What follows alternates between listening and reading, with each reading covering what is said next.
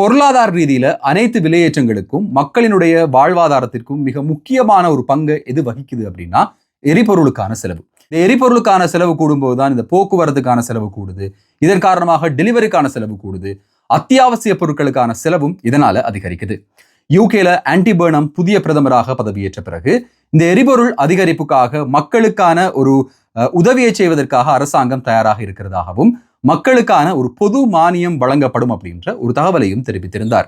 ஆனா நீங்க எல்லாருமே ஒரு விஷயத்தை நோட் பண்ணியிருப்பீங்க. கடந்த சில மாதங்களாக அதிகரித்திருந்த எரிபொருட்களுக்கான விலை, குறிப்பாக பெட்ரோல் மற்றும் டீசலுக்கான விலைகள் ஓரளவுக்கு இந்த இடைப்பட்ட காலத்துல சரிய ஆரம்பித்திருந்தது. ஆனா அது மறுபடியும் இப்போது உயர ஆரம்பித்திருக்கு.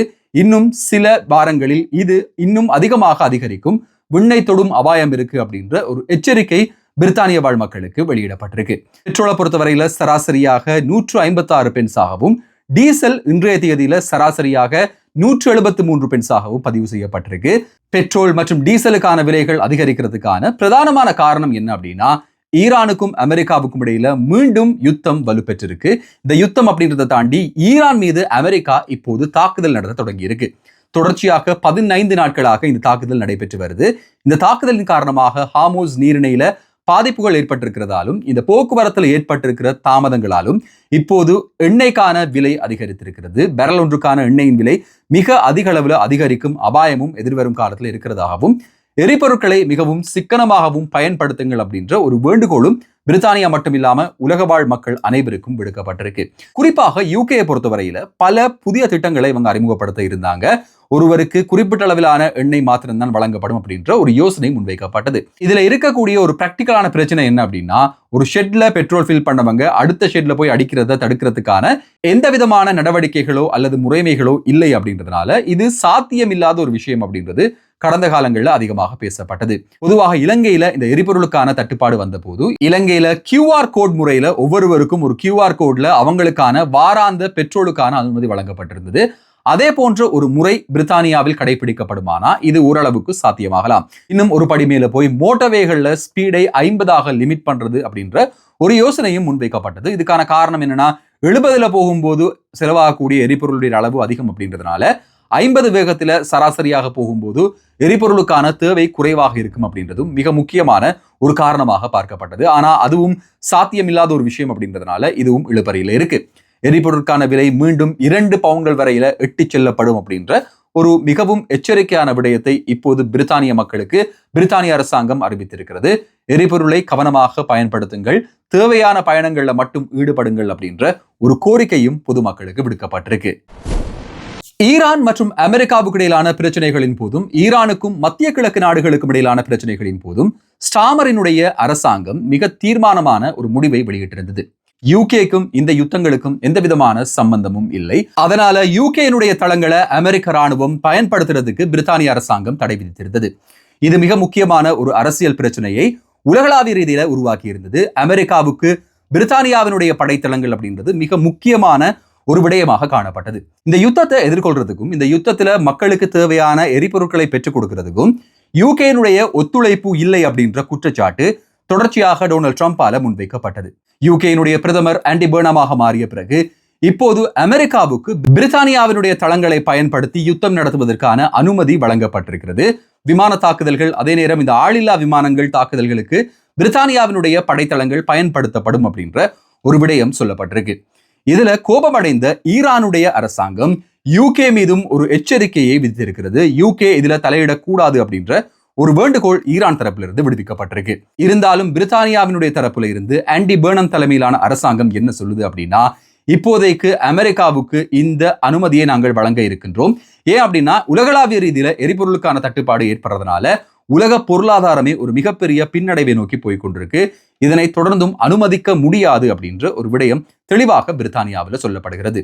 ஈரானால யூகேக்கு விடுக்கப்பட்டிருக்கிற எச்சரிக்கை காரணமாக இந்த எச்சரிக்கை ஒரு அச்சுறுத்தலாக மாறலாமா அப்படின்ற வகையிலையும் இப்போது மேலதிக விசாரணைகள் ஏற்படுத்தப்பட்டு வருகிறது. உங்க எல்லாருக்குமே தெரியும், யூகேயை பொறுத்தவரையில யூகேனுடைய பாதுகாப்பை பலப்படுத்துவதற்கான அதிகப்படியான முயற்சிகளை இப்போது பிரித்தானிய அரசாங்கம் செய்து வருகிறது.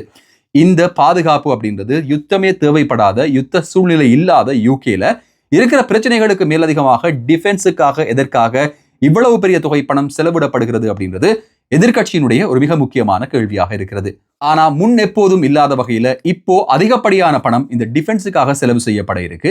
இதன் மூலமாக யூகே வாழ் மக்கள் மட்டும் இல்லாம ஐரோப்பிய நாடுகள், நேட்டோவின் கீழ் வரக்கூடிய அனைத்து நாடுகளிலும் இருக்கக்கூடிய மக்களினுடைய பாதுகாப்பு பலப்படுத்தப்படும் அப்படின்ற ஒரு தகவல் முன்வைக்கப்படுகிறது. ஏற்கனவே ஆண்டி பர்னம் நியமித்த சில அமைச்சுகள் மீது ட்ரம்புக்கு திருப்தி இல்லை அப்படின்னாலும் அமெரிக்காவுக்கு இந்த படைத்தளங்களை பயன்படுத்துறதுக்கான அனுமதி வழங்கப்பட்டிருப்பதானது பிரித்தானியாவுக்கும் அமெரிக்காவுக்கும் இடையிலான உறவுல இன்னும் மிக முக்கியமான ஒரு படியாக பார்க்கப்படுகிறது. ஆக்ஸ்போர்ட்ஷியர் பகுதியில் இருக்கிற ஃபிடிங்டன் அப்படின்ற ஒரு கிராம மக்கள் பிரித்தானியாவிலிருந்து சுதந்திரம் கோருகிறார்கள் அப்படின்ற ஒரு சுவாரஸ்யமான தகவல் தெரிவிக்கப்படுகிறது. இதுக்கான காரணம் என்ன அப்படின்னா, யூகேனுடைய பல இடங்கள்ல, குறிப்பாக ஸ்காட்லாந்து போன்ற இடங்கள்லையும் புகலிட கோரிக்கையாளர்களை தங்க வைப்பதற்காக சில இராணுவ முகாம்கள் தெரிவு செய்யப்பட்டிருக்கு. இதன் அடிப்படையில் இந்த குறிப்பிட்ட இடத்துல இருக்கக்கூடிய ஒரு இராணுவ முகாம்ல 3750 புகலிட கோரிக்கையாளர்கள் தங்க வைக்கப்பட இருக்கிறார்கள் அப்படின்ற ஒரு தகவல் கசிந்ததை அடுத்து பிரித்தானியாவிலிருந்து எங்களுக்கு சுதந்திரம் வேண்டும் அப்படின்ற வகையில இந்த மக்கள் இப்போது ஆர்ப்பாட்டத்தை ஆரம்பித்திருக்காங்க. இவங்களுடைய ஆர்ப்பாட்டத்தினுடைய மிக முக்கியமான ஒரு கோரிக்கையாக இருக்கிறது என்ன அப்படின்னா, புலம்பெயர்ந்தவர்கள் அல்லது சட்டவிரோத குடியேற்றவாசிகள் குடியேற்றப்பட்ட பல இடங்களிலையும் நிறைய குற்றவியல் சம்பவங்கள் இடம்பெற்றிருக்கு. குறிப்பாக சிறுவர்களுக்கு எதிரான வன்முறை சம்பவங்கள் மற்றும் திருட்டு, கொலை போன்ற விடயங்கள் பல இடங்கள்ல பதிவு செய்யப்பட்டிருக்கு. அப்படின்றதுனால இந்த புகலிட கோரிக்கையாளர்கள் தங்க வைக்கப்பட இருக்கின்ற ராணுவ முகாம்களை சுற்றி இருக்கக்கூடிய கிராமங்கள்ல பாதுகாப்புக்கு அச்சுறுத்தல் இருக்கு அப்படின்ற அடிப்படையில இந்த ஒரு ஆர்ப்பாட்டம் ஏற்பாடு செய்யப்பட்டிருக்கு.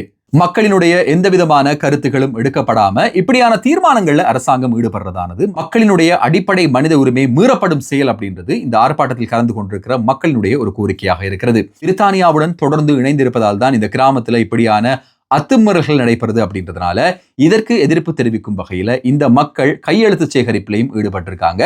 இந்த ஊரை யூகேயை விட்டு நாங்கள் வேறாக பிரித்து எடுத்துக் கொள்கிறோம், ஒரு தனி ஊராக கோருகிறோம் அப்படின்ற ஒரு விஷயம் இவங்களால சொல்லப்படுகிறது. அரசாங்கம் ஏற்கனவே உங்களுக்கு தெரியும் பல இடங்களிலையும் இப்படியான ஆர்ப்பாட்டங்கள் மேற்கொள்ளப்பட்ட போது அந்த மக்களோடு சேர்ந்து செயற்படாம அந்த குடியேற்றங்களை பலவந்தமாக நிகழ்த்தி இருந்தார்கள். இது யூகே வாழ் மக்கள் மத்தியில மிகப்பெரிய ஒரு எதிர்ப்பை ஏற்படுத்தி இருந்தது. ரைட் விங் ஆதரவாளர்களுக்கும் இது சாதகமான ஒரு விடயமாக மாறி இருந்தது. எது எப்படி இருந்தாலும் இதுல அரசாங்கம் தலையிட்டு, குறிப்பாக ஆண்டி பர்னமினுடைய புதிய அரசாங்கம் தலையிட்டு எப்படியான முடிவுகளை கொண்டு வர போறாங்க அப்படின்றத அனைவரும் ஆர்வமாக இருக்கிறத ஊடகங்கள்ல பார்க்கக்கூடியதாக இருக்கு. நார்த் வேல்ஸ் பகுதியில் ஏற்பட்டிருக்கிற வறட்சி காரணமாக 27 மில்லியன் மக்கள் பாதிக்கப்பட்டிருக்கிறார்கள் என்கிற ஒரு தரவு வெளியிடப்படுகிறது. மிக முக்கியமாக ஜூலை மாதம் பதிவு செய்யப்படும் மழை வீழ்ச்சியின் அடிப்படையில் இந்த ஆண்டு ஜூலை மாதம் வெறும் 3% மாத்திரம்தான் மழை பொழிந்திருக்கு. அப்படின்றதுனால நிறைய பகுதிகள் வறட்சியை சந்தித்திருக்கு. குறிப்பாக இப்படியான சந்தர்ப்பங்கள்ல குழாய் மூலமான நீர் விநியோகம் செய்யப்பட்டு அந்த நீர்கள் பாய்ச்சப்பட்டு இந்த இடங்களில் இருக்கிற வறட்சி ஓரளவுக்கு கட்டுப்படுத்தப்படும். ஆனா இந்த முறை அதிகப்படியான வறட்சியும் அதிகப்படியான வெப்பநிலை இருக்கு அப்படின்றதுனால குழாய் மூலமான நீரை பயன்படுத்தி கூட இந்த இடங்கள்ல தண்ணீர் பாய்ச்ச முடியாத ஒரு சூழ்நிலை ஏற்பட்டிருக்கு. நார்த் வேல்ஸ்ல இருக்கிற பல கிராமங்கள் இதனால பாதிக்கப்பட்டிருக்கிறதாகவும் இந்த வறட்சி தொடருமாக இருந்தால் குடிநீருக்கே தட்டுப்பாடு ஏற்படக்கூடிய ஒரு நிலைமை ஏற்படலாம் அப்படின்ற எச்சரிக்கையும் விடுக்கப்பட்டிருக்கு. இந்த வீடியோவை முழுசா பார்த்திருப்பீங்க அப்படின்னு நம்புறேன். தொடர்ச்சியாக பார்த்திருந்தீங்கன்னா மறக்காம சப்ஸ்கிரைப் பண்ணுங்க. இந்த வீடியோ பிடிச்சிருந்தா மறக்காம உங்களுடைய நண்பர்களோடையும் இந்த சேனல் மற்றும் வீடியோவை பகிர்ந்து கொள்ளுங்க. இன்னும் ஒரு வீடியோல இன்னும் சுவாரஸ்யமான புதிய தகவல்கள், செய்திகளோட உங்களை சந்திக்கும் வரை நன்றி, வணக்கம்.